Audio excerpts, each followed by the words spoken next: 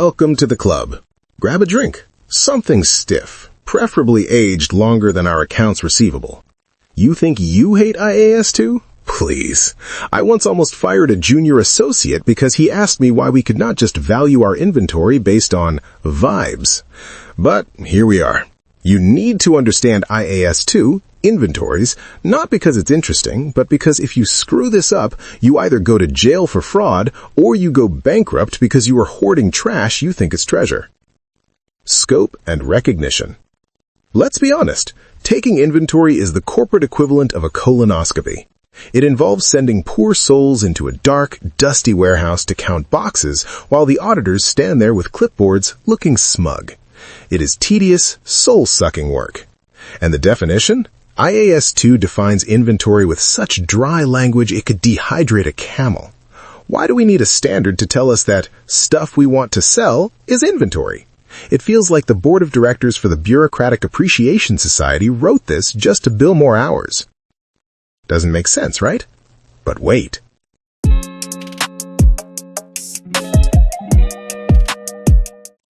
Think of inventory like the contents of your fridge. You go grocery shopping. You start chopping vegetables for a stew. You have the finished stew sitting in a Tupperware container. Now imagine your friend comes over and points to a jar of pickles from 1998 in the back.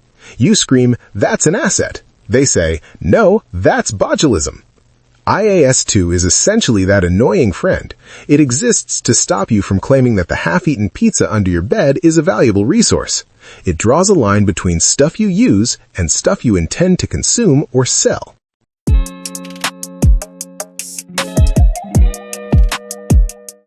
Here is the aha moment. Inventory is money in suspended animation. IAS 2 classifies 3 specific things as inventory. 1. Assets held for sale in the ordinary course of business, finished goods. 2. Assets in the process of production for such sale, work in progress. 3. Materials or supplies to be consumed in the production process, raw materials. Why does this distinction matter? Because if you classify a machine as inventory, you do not depreciate it.